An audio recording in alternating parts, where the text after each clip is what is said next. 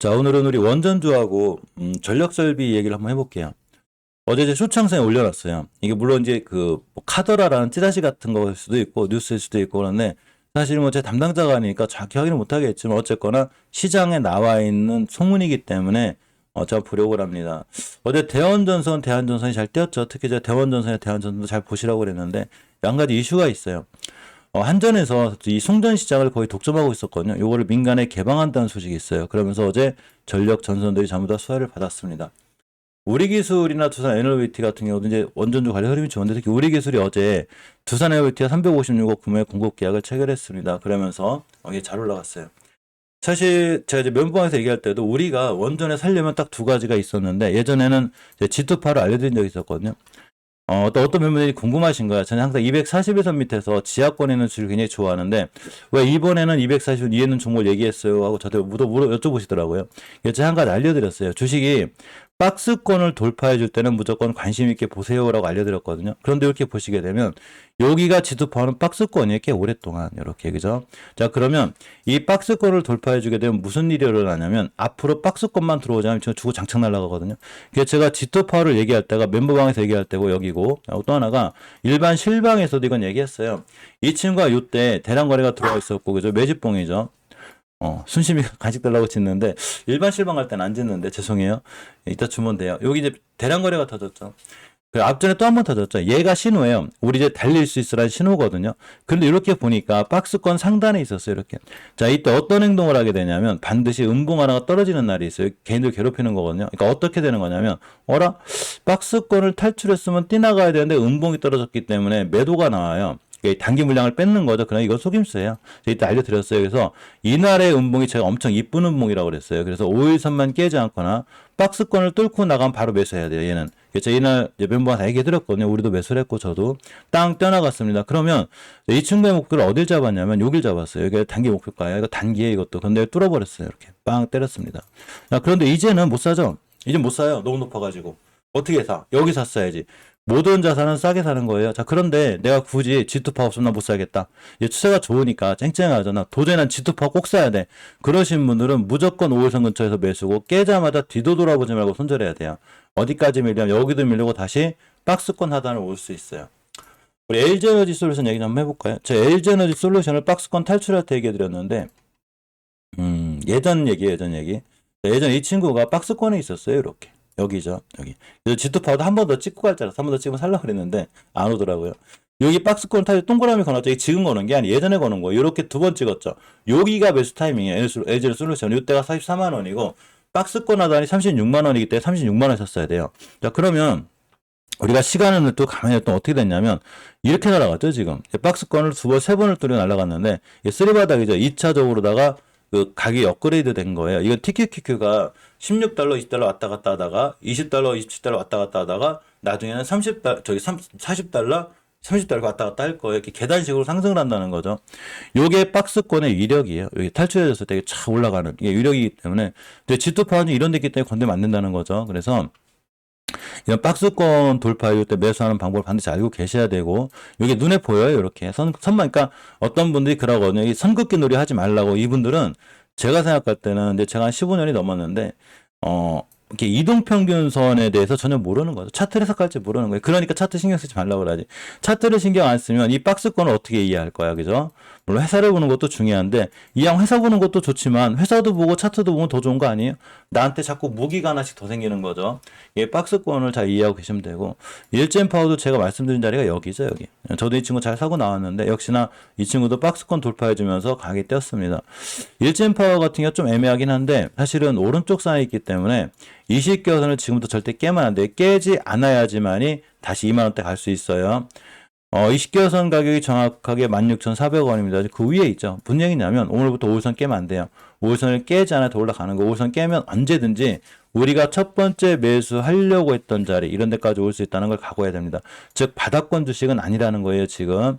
자, 두산 에너비트를 보게 되면 이제 이 친구는 200선 뚫어졌기 때문에 잘 보고 계셔야 되는데 사실 두산 에너비트 추세 전환 여기서 해준 거거든요. 제가 이때 알려드렸어요. 올해 1월달부터 추세 전환 해준 거고 드디어 20개선을 뚫고 있긴 하지만 20개선을 안 깨야 되겠죠. 가격이 18,400원이고 여기 매물대가 생각보다 많아요. 많은 개인분들이 여기서 물렸기 때문에 이 친구가 2만원대를 뚫어주느냐 못 뚫느냐에 따라서 많은 게 결정이 돼요.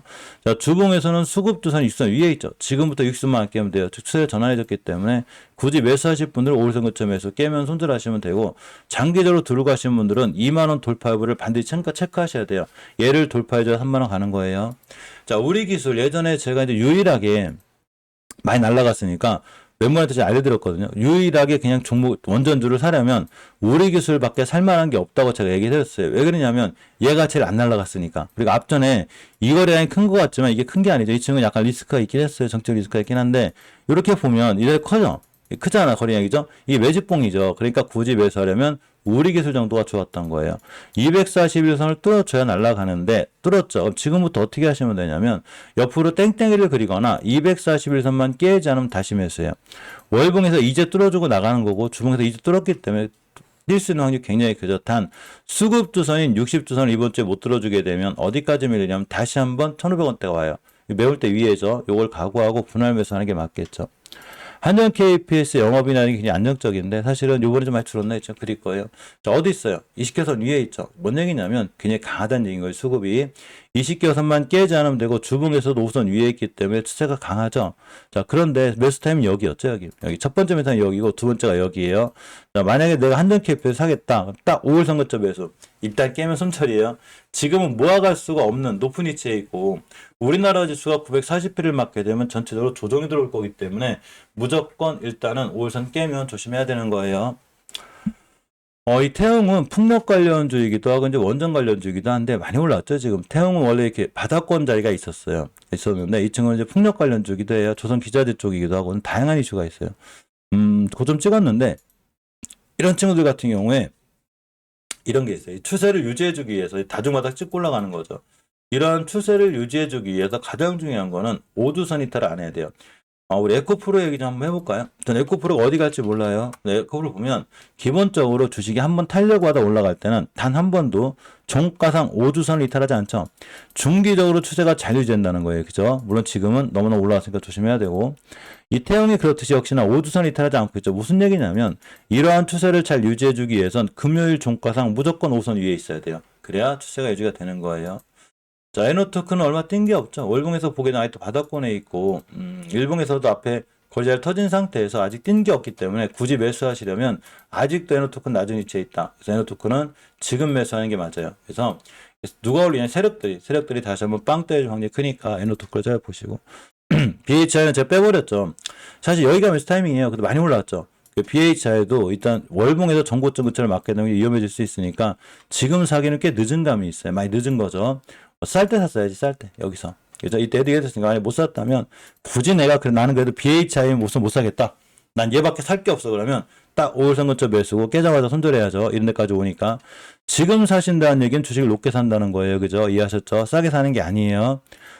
나머지 이제 오로비텍이라든가 이런 친구들도 굉장히 위치가 낮죠. 굳이 지금 제 눈에는 예전에 우리 기술이 좋아 보였듯이 지금 만약에 제가 뭘 산다면 저 같은 경우는 그냥 에너토크나 아마 이 오르비텍 정도를 선택하지 않을까. 왜 그러냐면 뛴 게 없잖아요. 바닥에 있는데, 그죠? 오르비텍 정도가 좋아 보이고. 대신에 재무적인 문제는 본인분들 잘 보고 계셔야 되고, 재무가 튼튼한 친구는 아니에요. 앞전에 대량 거래가 들어와 있고, 매집이 있었고, 거래량이 살짝 들어오기 때문에, 오늘 같은 날 딴 친구는 몰라도 오르비텍 정도는 한번 땅 때릴 수 있다. 이렇게 보시면 돼요. 나머지 친구들 중에도 이제 보성파악 때도 오르비텍처럼 유일하게 제가 또 뭘 살려면 그냥 우리 기술 아니면 보성파텍을 봐야 된다고 알려드렸거든요. 저희 멤버방에서도 얘기를 해드렸어요. 여기 이제 앞전에 대량거래 터진 이력이 있고 조용하죠, 얘가. 근데 낮잖아. 근데 아직 안 갔잖아요. 그러니까 아무리 못 가도 여기지 뭐. 갔어요. 그죠? 이렇게 갔어요. 신기하죠? 자, 그러면 앞으로 여기도 가겠죠. 근데 중요한 거는 싸게 살 수 있는 기회를 계속 주고 있었기 때문에 역시나 이 친구는 아직 뛴 게 없어요. 월봉에서 여기 있잖아. 낮은 위치가 낮기 때문에 얘 같은 경우 좀 밀려졌을 때, 떨어졌을 때 역시나 5일선 근처가 매수 타임이 되고 다른 애들이 여길 다 갔는데 아직 안 간 애가 보성파텍, 그리고 오르비텍, 에너토크 이렇게 3개 정도가 좀 안 갔습니다. 라고 알려드리는 거예요. 나머지 친구들도 굉장히 잘 볼만한 친구들이 있는데 이 친구들 중에서 굳이 꼭 사야 되는 얘들은 멤버방에서 따라오면 볼 거고 아까 한전에 대한 이슈로다가 이제 광명전기, 서전기전 일정이 다 날아갔는데 특히 재롱산의 상한가 갖다 풀렸죠. 광명전기를 제가 얘기해드린 가격이 여기에요. 멤버한테 여기 사시라고. 날라갔죠. 2,500원대 이하가 되면 괜히 싸니까 겁내지 말고 이런 공간 잘 사놓으라고 그랬고 날라갔습니다. 자, 끝난 게 아닌 것 같죠? 일시 시작이에요. 그죠? 그래서 광명전기 같은 것도 이제 20개월 선만 안 깨면 올라갈 것 같고, 일본 같은 자리가 좋죠. 매수 타이밍은 제가 멤버가 따로 알려드릴게요. 자, 서전기전 마찬가지고, 일진전기, 재룡전기, 이제 일진전기 사실 2차 전지 좀 여기 이슈가 있죠. 자, 세명전기 바닥걸 탈출하고 있고, 재룡사람은 역대적 거래량이 들어왔기 때문에 눌림목을 주게 되면 다시 한번 관심 있게 봐야 됩니다. 대신에 자리 놓기 때문에 너무 많은 금액을 실른다거나 이런 부담이 되고 눌림목 주면 다시 한번 올라갈 확률이 있어요. 다른 전선 관련들 특히 대한전선의 액면봉합 이슈도 있기 때문에 사실 실질적으로 액면봉합이 이 주식의 유통 물량수를 줄여주는 좋은 효과를 갖고 오게 돼요. 그래서 이런 원전주라든가 그 전선이라든가 전력 관련주들은 특히 송배전 쪽 이쪽은 굉장히 앞으로 신경 써서 봐야 돼요. 그러면 잘 올라갈 확률이 있는데 앞으로 내가 마인드를 어떻게 갖고 하는 거죠? 길게 끌고 갈 수 있는지 내가 이 친구 이 회사를 믿고 계속 가져갈 수 있는지 정도는 본인이 반드시 스스로 판단하고 이게 결정해 주는 게 좋아요. 모든 투자에 대한 판단 책임은 본인한테 있는 거예요. 너무 저를 믿을 것도 없어요. 제 얘기는 그냥 참조로만 손상개미 TV가 저렇게 한전에 대한 이슈를 알려줬으니 내가 공부해 봐야지. 그래서 본인 스스로도 공부를 한 다음에 본인 스스로 이해가 됐을 때, 역시 이 회사는 내가 봐도 좋을 것 같아. 이래야지만이 남 원망을 안 하는 거예요. 뭐, 누구 유튜브 보고 뭘 샀는데 나 떨어져서 저 유튜브 엉망인가 봐. 이거는 어떻게 보면은 뭐, 그분을 원망할 만도 하지만 그렇게 되기보다는 그런 사람들의 얘기를 듣고 저도 유튜버기 때문에 저 얘기를 듣기보다는 제 얘기는 참고로만 하시고, 야, 선생님이 저런 얘기 하는데 나도 한번 저 종목을 공부해 볼까 하고서 본인도 공부를 한 다음에 결정을 해야지. 모든 내 돈이 들어가는 모든 분야를 남 얘기만 듣고 살 수는 없죠. 그죠? 저도 마찬가지인 거예요. 저도 저를 믿고 사요. 저는 제가 많은 종목을 선택하기도 하고 컨택하기도 하고 어떤 건 중장기를 끌고 가기도 하는데 저라고 해서 손절 안 치고 손실 안 보는 거 아니에요. 저도 다 손절 치고 손실 보고 다 해요. 자, 그런데 저는 저를 믿죠. 제가 공부하고 투자를 했기 때문에 누구 원망도 안 해요. 이건 내가 잘못한 거다. 이렇게 하는 거죠. 그래서 많은 부분을 공부하거나 투자하실 때 스스로 공부하고 내가 왜 이 주식을 사야 되는지 스스로 납득하고 이해가 됐을 때 사야지. 일단 사놓고 공부하는 거 아니에요. 야, 오늘 뭐가 뛴대. 한전에서 뭐 한 대가 싹 쫓아가는 다음에 다음 날부터 공부하죠. 물리면. 나 왜 물렸지? 막 공부해 이렇게. 이 회사 재무가 어떻게 늦었다는 얘기인 거예요. 우리가 이 시간에 만나서 이 많은 시청자분들하고 멤버들하고 저하고 같이 하는 가장 큰 이유는 바로 지금 뭐를 하는 거냐면 앞으로 어떤 섹터가 주도 섹터가 될 거고 어떤 친구들이 뛸 확률이 있는지 이걸 미리미리 공부해 놓고 사는 거죠. 내동매매 하지 않아요. 우리 멤버방에서 내동매매 할 종목이 하나도 없어요. 오히려 너무 지겨워서 문제예요. 사가지고. 근데 그 지겨움만 잘 버텨주면 결국 나중에 내 계좌에는 엄청나게 좋은 수익이 오게 됩니다. 자, 원전하고 전력 관련된 요게 살펴보고 물 한 잔 마시고 우리 HLB 얘기 좀 해볼게요. 물 좀 떠와야 돼요. 잠깐만 계세요.